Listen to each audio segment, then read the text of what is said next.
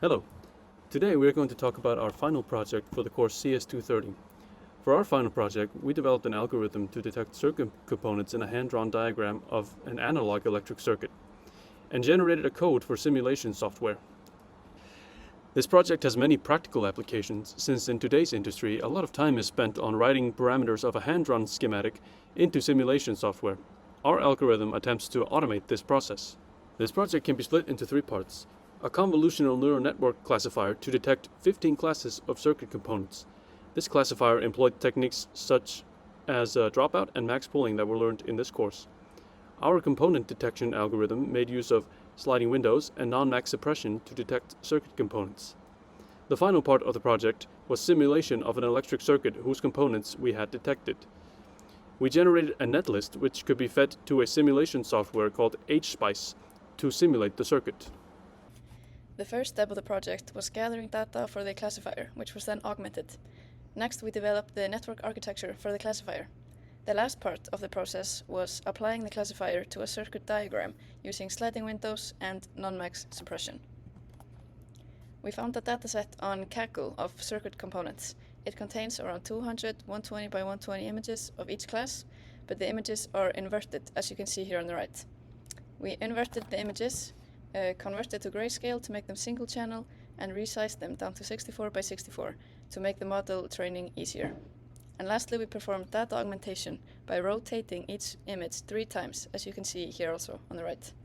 Since we want to be able to detect components in a circuit later on, we added empty images as well as images of wires. The last part of our dataset is a set of 22 hand-drawn circuit diagrams which we drew ourselves, each containing 2 to 5 components. The model we used for classification has 4 convolutional layers, each with 3 by 3 filters of increasing depth. We applied dropout layers and max pooling layer after each one to regularize the learning and to decrease the time it takes to train.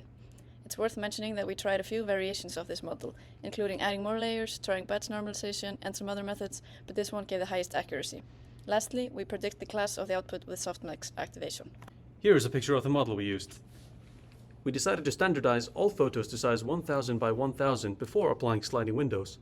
We also performed some more pre-processing before feeding the image to our algorithm. For each image, we tried 3 different rectangular window sizes and corresponding step sizes. Each window was put through our classifier after being reshaped to 64 by 64.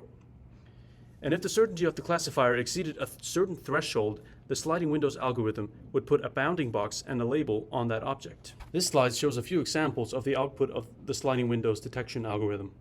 As we can see, in the image on the far left, the algorithm misclassifies a diode as a ground symbol, and in the image in the middle, the algorithm mistakes a capacitor for a DC voltage source. This was actually the most common mistake our algorithm made. And here are the results. For the classification part, we achieved 97% training accuracy and 95% testing accuracy.